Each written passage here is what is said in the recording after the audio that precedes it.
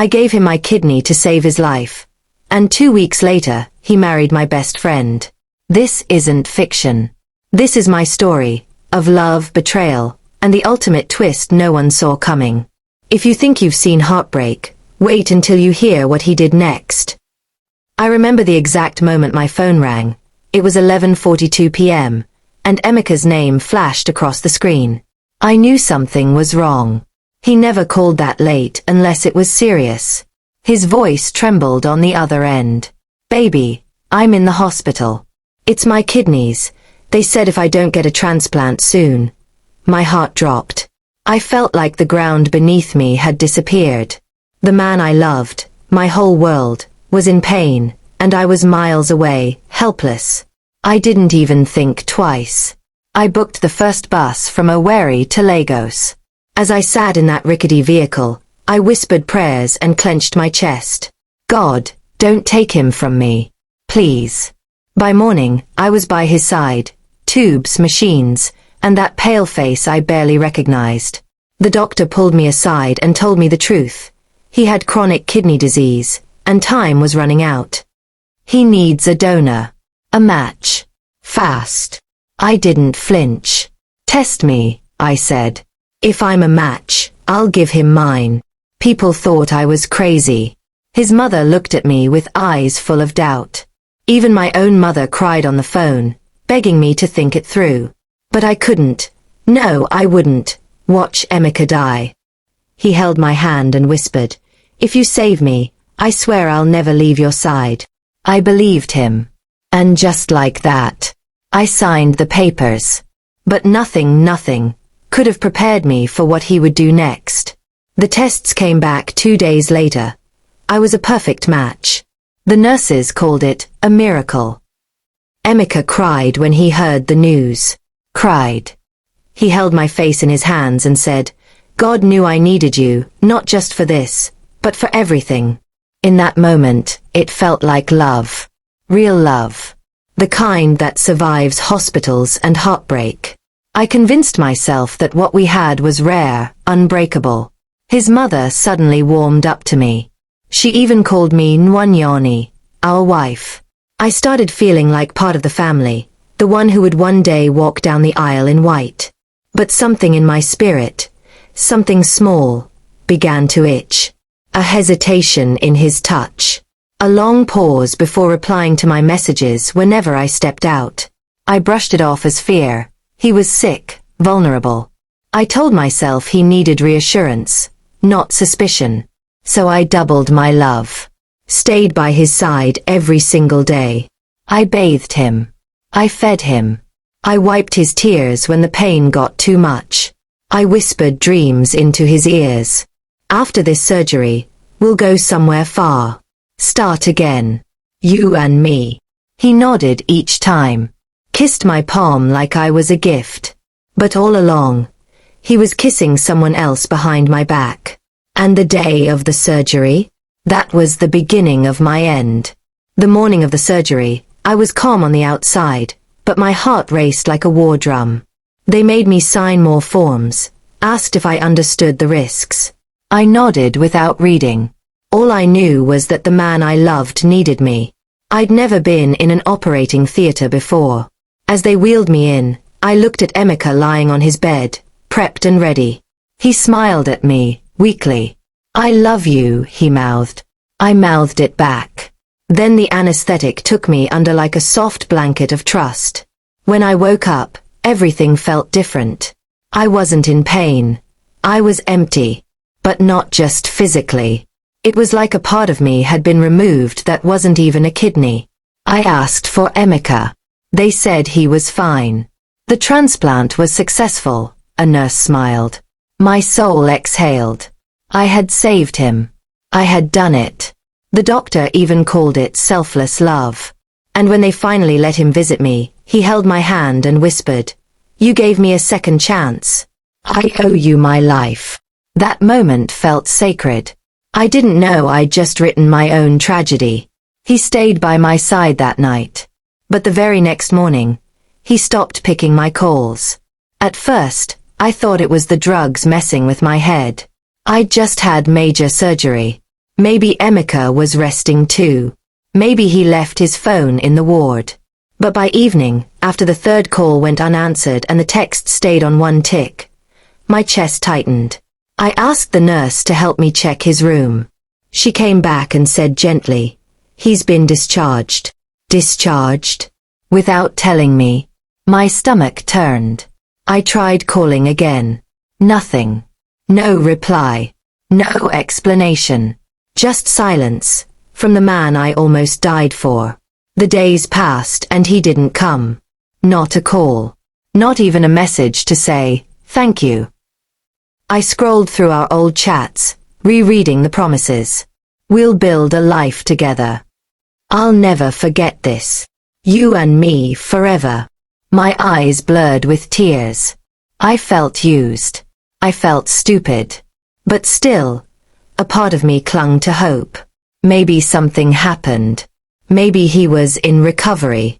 Maybe he didn't want me to see him weak. But that hope shattered when I logged into Instagram. Emeka was at a party, laughing. And standing next to him, my best friend, Ada. I stared at the photo like it was a scene from a nightmare. Emeka was dressed in a wine-colored kaftan, glass in hand, smiling like a man who had never touched pain. And Ada, my so-called best friend, was beside him, her head resting on his shoulder like they'd done it 1,000 times before. The caption read, "Thank God for second chances." My breath caught in my throat. I reread it. Again. And again. The comments were even worse. "Power couple. You two deserve all the happiness." One even said, "Finally. About time. About time." I was shaking. Not from the pain of surgery, but from betrayal. I called Ada immediately. She didn't pick. I called again. Then she replied with a voice note. Her voice, cold and casual, said, "Chidinma, please rest. Don't stress yourself. You've done your part. Life goes on." I played it 3 times. You've done your part? Was I a chore? A stepping stone? I sat in that hospital bed with my stitches still raw, heart bleeding more than my side. That was the moment I realized, whatever was going on between Emeka and Ada, it didn't just start. It had been going on. While I was planning forever, they were planning something else. And it was only just beginning. Because what I didn't know was, a wedding invitation was already printed. 3 days later, a pink envelope showed up at my doorstep. I had just been discharged and was still trying to walk straight without feeling like my side would rip open. I thought maybe someone had come to apologize. Maybe Ada remembered we were sisters before anything else. I opened it slowly, cautiously. The card inside was gold embossed, glittery, and elegant. At the top, in bold cursive, were their names. Reby and Emeka cordially invite you to celebrate their union. I dropped it. My hands were trembling. I picked it up again. On the 25th of this month. The 25th? That was 2 weeks away. 2 weeks after I gave him my kidney. 2 weeks after I let them slice me open in the name of love. I started laughing. Not the joyful kind. No. It was the kind of laughter that came with disbelief, with madness. My mum ran in and saw the card on the floor. She picked it up and her face twisted. "Chidinma. What is this?" I couldn't speak. I was choking on the betrayal. On the cruelty. How could someone I loved so deeply throw me away like used water? But this wasn't just betrayal. It was war. Because as I held that card, something inside me cracked wide open. And that's when I decided. I was going to the wedding. I didn't tell anyone my plan. Not even my mum. She begged me to rest, to let it go. "Leave vengeance to God," she said. But this wasn't about vengeance anymore. This was about dignity. About showing up, standing tall, and making sure they knew I was not broken. I picked out a simple but stunning dress, emerald green, fitted, with sleeves that flowed like royalty. I styled my hair myself. I wanted to feel whole. I wanted to walk into that wedding looking like the woman who gave him life. and I needed them to see it with their own eyes. As the day approached, my heart was a battlefield, rage and heartbreak warring for dominance. But I kept calm. I rehearsed my smile in the mirror, practiced saying, "Congratulations," without my voice shaking. But deep down I had questions. So many questions. Did Emeka ever love me? Was I just a convenient donor? And Ada, how long had she been wearing my perfume, using my trust like a stepping stone? I didn't know what I'd say when I saw them. Maybe I'd just look her in the eye and let the silence speak. Or maybe I'd do something they'd never forget. And when I finally stepped into that hall, heads turned. But it wasn't just my presence that shocked them. It was what I had hidden in my purse. The wedding hall was packed. White roses, gold ribbons, soft high-life music playing in the background. Everyone was smiling, laughing, dancing. And there they were. Emeka in a crisp white agbada, looking like nothing had ever touched him. Ada, glowing in lace and pearls, pretending to be the picture of innocence. They didn't see me at first. But the moment I stepped in, everything slowed down. Gasps rippled across the room. Phones dropped. Whispers flew. Ada's eyes met mine and went wide. Emeka froze like a statue. You could feel the tension crawling across the walls. I didn't flinch. I walked straight to the front, pulled out the envelope from my purse, the one the hospital had given me. It was labeled, Organ Donation Authorization, Chidinma Okafor to Emeka Okeke. I lifted it up high enough for the cameras to catch. "This," I said, my voice calm but slicing through the room like a blade, "is the only reason this groom is standing today." Gasps turned into chaos. Ada dropped her bouquet. Emeka's jaw clenched. I could see him trying to calculate a way to spin it, to explain, to lie. But it was too late. The truth had landed. And I hadn't even dropped the biggest bombshell yet. Because what no one in that hall knew was, Emeka had lied to me about the illness in the first place. The night before the wedding, I got a message from someone unexpected. Dr. Amos, the junior doctor who had assisted during Emeka's transplant. His message was short but heavy. "I think you deserve the truth. Emeka's condition wasn't as critical as he claimed. You were manipulated." I froze. I read it again, then again. He sent more. Screenshots. Audio notes. A voice clip of Emeka laughing with another staff, saying, "She's crazy about me. If she's a match, no jackpot be that. Free kidney and free loyalty." My world tilted. My vision blurred. He used my love to trick me into saving him. He knew what he was doing from the start. I wanted to scream, to break something. But instead, I printed every single proof. And at that wedding, after waving the transplant papers, I pulled out my phone and played that voice note into the mic. The hall went silent. All the joy drained from the air like a balloon deflating. Ada's face was pale. Her lips trembled. Emeka. Well, he didn't move. He couldn't. The room that once cheered him now stared at him like a demon had been unmasked. Someone shouted, "Oh, user." Another yelled, "You go carry Curso." But I wasn't done. Because I hadn't told them yet. That I was pregnant. When I said it, "I'm pregnant," you could hear hearts stop. Even the band went mute. Ada's mouth fell open, her eyes darting between me and Emeka like she was trying to solve a puzzle she didn't know she was in. Emeka's face twitched, but he tried to act like he didn't hear me. So I said it louder, straight into the microphone. "I'm carrying his child. The same man who begged me to give him a kidney is now marrying my best friend, while I carry his blood." There was no applause. Only murmurs, gasps, and a few people shouting, "Yezu!" Then Emeka snapped. He lunged toward the mic, trying to grab it from me. "She's lying," he shouted. "She's trying to ruin my life." Security moved in, but not fast enough. I stood firm. "If I'm lying, then let's do a paternity test when this child is born. I'm not here to beg you, Emeka. I'm here to remind you and this entire hall, what you are. Ada tried to pull him back, whispering something frantic in his ear. But it was too late. The guests began to leave. Auntie Ngozi, one of Ada's family members, threw her gelly on the floor and walked out saying, "This is abomination." And me. I walked out with my head held high.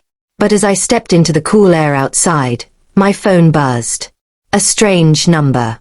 The message read, "If you don't back off, you'll regret it." I stood frozen, staring at the message. If you don't back off, you'll regret it. My hands went cold. I looked around the parking lot. Empty cars, flickering lights, shadows stretching too long. My instincts screamed at me to run. But I didn't. I walked to my Uber, sat in the back seat, and locked the doors. My mind was racing. Who sent the message? Was it Emeka? Ada? Someone trying to protect them? I couldn't tell. But one thing was clear. They were scared. Scared of the truth I still held. And if they were scared, then I still had power. That night, I couldn't sleep. Every noise outside my window sounded like a threat. Every shadow looked like a warning. I forwarded the message to my cousin, a police officer, and he called me right away. "Chidinma, don't take this lightly. People like that, when cornered, they can do anything." I knew he was right. But I also knew I couldn't back down. I had nothing left to lose. I gave my body, my trust, my love, and they turned it all into weapons. But I still had my voice. And if they thought they could silence me with fear, they didn't know who they were dealing with. Because I was about to go public. And my next move. A live interview. I didn't plan to go viral. I just wanted to be heard. To stop carrying this pain in silence. I reached out to a small Instagram page that shared real-life heartbreak stories, voices unfiltered. I told them everything. From the hospital to the betrayal, the fake sickness, the wedding, and the threats. They verified the hospital letter, listened to the voice notes, and gave me a live interview slot. I sat on a stool in front of their ring light, makeup light but flawless, my voice calm but fierce. "My name is Chidinma Okafor," I began. "And I gave my kidney to a man who promised me forever. Only for him to marry my best friend 2 weeks later." The internet exploded. By morning, I was trending on Twitter, Instagram, Facebook, even TikTok. Hashtag Justice for Chidinma. People reposted the video, added captions like, "She gave him life. He gave her trauma." Thousands of comments poured in, women, men, even celebrities weighing in. Some cried. Some screamed. Others shared similar betrayal stories. Emeka's Instagram was swarmed. People cursed him in 5 different languages. Ada. She went private. But screenshots of their wedding photos kept circulating, now with a very different tone. And just when I thought I'd seen it all, a strange DM landed in my inbox. From a woman with a baby in her profile picture. Her message read, "You don't know me, but I think I had a child for him too." I stared at the DM, unsure if my eyes were deceiving me. I think I had a child for him too. Her name was Zainab. Her profile was private, but I could see enough. Her baby looked barely 2. I replied, "Who are you?" She didn't waste time. She sent a picture. It was Emeka, shirtless, carrying a baby and kissing her forehead. My head spun. The timestamp said 14 months ago. My heart dropped to my stomach. So while he was calling me his everything, he was busy fathering a child in secret? Zainab said she didn't know he had another girlfriend. He told me he was single, just busy with family stress. Zainab sent voice notes, receipts, chats, everything. She'd only just found out about his wedding through my viral interview. "I thought he was traveling for work," she said. "But that day he blocked me. Me and our child. I didn't even have words." My phone slipped from my hand. How many lies had this man told? How many lives had he destroyed? My chest felt tight again, But this time, not from heartbreak. From fury. From a deep, burning desire for justice. I texted Zainab back. We're not crying anymore. We're fighting back. I thought I had seen Emeka's worst. But 2 days later, a DNA result landed in my inbox from an unknown sender. It said Emeka wasn't the father of Zainab's baby. He was the father of another woman's twins. I didn't even recognize the name on the DNA report, Ngozi Ease. But the attached pictures told me everything I needed to know. 2 identical twin boys, no more than 6 years old, and right in the middle of the frame, Emeka, holding their tiny hands at a birthday party, cake smeared on his shirt, smiling like the world's proudest father. My head was pounding. What kind of human plays this many lives like chess pieces? I reached out to Ngozi through the number that came with the report. She picked on the first ring. Her voice was sharp. No nonsense. You're Chidinma? I said yes. She sighed. I've been waiting for this day. Ngozi said Emeka abandoned her after the twins turned 2. Promised marriage, lied to her family, then disappeared. I only found out about your story when it went viral. I thought I was the only one, she said. That made 3 of us.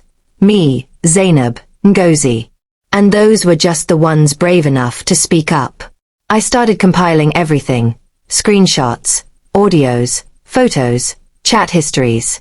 I created a folder called The Real Emeka. I wasn't just going to drag him online. I was going to expose him on live television. But the morning of the interview, something strange happened. My front door was wide open, and my pregnancy scan pictures were gone. I stood frozen at the doorway, staring at the mess inside my apartment. Nothing else was taken, just the envelope containing my scan photos and medical records. Whoever came didn't want money. They wanted silence. I sank to my knees, heart pounding. My hands trembled as I dialed my cousin, the police officer. He rushed over, took photos, and dusted for prints, but we both knew how this game worked. This is intimidation. They're scared. And scared people are dangerous. I nodded, but my spirit was boiling. I had been cut open for this man. He took my body, my love, my peace, and now he wanted to erase my voice too? I backed up all my evidence in the cloud. Sent copies to Zainab, Ngozi, even my lawyer. I wasn't going to let fear swallow me. I'd come too far, lost too much. That same day, I posted a video on my page. No makeup, no filter. Just me and the raw truth. If anything happens to me, know that I never lied. I gave my kidney to Emeka Okeke. I'm pregnant with his child. And I'm not the only one. In less than 24 hours, it crossed 500,000 views. Blogs picked it up. Radio stations called. People marched online in my name. But not everyone was clapping. That night, I got another message. This time, it was a voice note. And it was Ada, whispering, "You don't know who you're messing with, Chidinma. Back off before it gets ugly." I played Ada's voice note over and over. The Ada I knew, the one who braided my hair, who held my hand through breakups, was gone. Replaced by a woman filled with venom. I should have seen it earlier. The way she lingered around Emeka. The fake surprise when he fell ill. The over-helpfulness when I was weak. It was never support. It was surveillance. I called her. She picked. "You knew," I said. Silence. "You watched me give that man my kidney, and you still wore a white dress for him?" Her answer chilled my blood. "You should have guarded what was yours." That was the moment I stopped grieving them. They didn't steal my life. They revealed theirs. I went silent online. Not because I was scared, but because I was planning. I told my cousin to act like I was leaving town. I even posted a fake travel photo. The bait worked. 2 nights later, a man showed up near my house, lurking. My cousin and his squad were waiting. They caught him with a phone, and on it, Messages from Emeka and Ada, instructing him to handle her quietly. Charges were filed. The screenshots leaked. The media went wild. Groom and bride attempt to silence organ donor. Headlines screamed betrayal. Their wedding became a meme. But for me it was justice. Slow, painful, but real. Still, my baby kept kicking. A reminder of the life growing despite the chaos. The next morning, I woke up to a trending video. Ada, being dragged out of her estate barefoot, screaming, "I didn't do anything." Neighbors looked on in disgust. Her family had disowned her. Her bridal train deleted every picture. She messaged me later, a long apology. Said she was manipulated too. That Emeka promised her he was done with me before the surgery. That she believed she was saving him from a toxic ex. I didn't reply. Not because I hated her, but because I finally realized she was never really my friend. Emeka tried to flee the country. Airport officials stopped him. His face, once smug, was now a headline of disgrace. Multiple women stepped forward with stories. He had scammed, lied, impregnated, and ghosted them. Hospitals denied him future access. He lost his tech job, his house, his freedom. He was granted bail, but no one came. The same man who once had women competing for his love now had no one willing to touch his name. And I was finally free. But not bitter. Just reborn. Today, I sit by my window, sipping Zobo, rubbing my belly. My son kicks again, strong and defiant. I smile. He's already a fighter, like his mama.